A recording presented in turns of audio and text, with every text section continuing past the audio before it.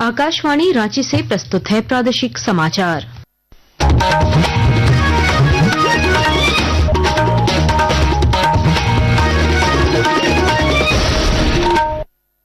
नमस्कार, प्रादेशिक समाचारों के साथ मैं कामिनी। झारखंड विधानसभा का मानसून सत्र की कार्यवाही भोजनावकाश के बाद शुरू होते ही फिर हंगामे की भीड़ चढ़ गई। सत्ता पक्ष और विपक्ष के शोर शराबे के कारण विधानसभा अध्यक्ष रविन्द्रनाथ महतो ने सदन की कार्यवाही 3:30 बजे तक के लिए स्थगित कर दी। इससे पहले आज पक्ष विपक्ष के हंगामे के कारण सदन की कार्यवाही 2 बार स्थगित करनी पड़ी। सबसे पहले दिन के 12:30 बजे तक के लिए और दूसरी बार भोजनावकाश तक के लिए कार्यवाही स्थगित करनी पड़ी। विपक्ष ने पूर्व मुख्यमंत्री चंपाई सोरेन को नजरबंद करने और सूर्या हांसदा की फर्जी मुठभेड़ की घटना को नोटिस के जरिए सदन में उठाते हुए चर्चा की मांग की, लेकिन सरकार के असहमति जताने पर सदन में हंगामा होने लगा। इसके बाद वित्त एवं संसदीय कार्य मंत्री राधाकृष्ण किशोर ने वित्त वर्ष 2023-24 का सीएजी रिपोर्ट सदन में पेश किया और भाजपा विधायक राज सिन्हा ने चालू वित्तीय वर्ष के प्रथम अनुपूरक बजट का कटौती प्रस्ताव लाया। सत्ता पक्ष ने भी 130वें संविधान संशोधन का विरोध किया। सूर्या हांसदा के एनकाउंटर मामले की जांच करने राष्ट्रीय अनुसूचित जनजाति आयोग की 8 सदस्यीय टीम गोड्डा पहुंची है। टीम ने पीड़ित परिवार से मिलकर जानकारी ली और घटनास्थल का भी दौरा किया। टीम का नेतृत्व कर रही डॉक्टर आशा लकड़ा ने परिवार के लोगों के साथ मुलाकात के बाद स्थानीय प्रशासन और पुलिस की कार्यप्रणाली पर कई गंभीर सवाल खड़े किए।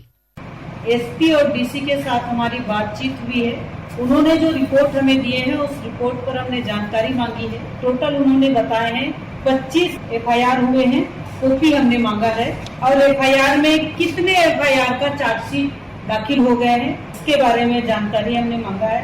जो एसआईटी की टीम बनी थी में कौन कौन लोग गए थे वो हमने डिटेल मांगा है। उसके बाद आगे का कार्रवाई आयोग अपना करेगी, पुलिस अपना जांच करेगी, उनका न्याय के लिए आयोग हर संभव काम करेगी। मानसून सत्र समाप्त होने के बाद हजारीबाग सांसद मनीष जायसवाल ने विपक्ष पर गंभीर आरोप लगाए हैं। उन्होंने कहा कि विपक्ष की हठ धर्मता के कारण संसद के मानसून सत्र में अपेक्षा के अनुरूप काम नहीं हो सका। श्री जायसवाल ने ऑनलाइन गेमिंग प्रमोशन और रेगुलेशन बिल 2025 को काफी सार्थक पहल बताया।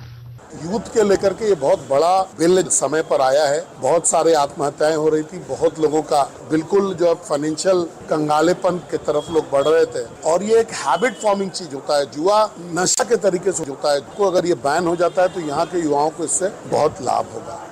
भारतीय स्वदेशी रक्षा क्षमताओं को बढ़ावा देने और क्षेत्रीय औद्योगिक भागीदारी को मजबूत करने के उद्देश्य से रांची में ईस्ट टेक 2025 पूर्वी टेक्नोलॉजी कॉन्क्लेव का आयोजन कल किया जाएगा।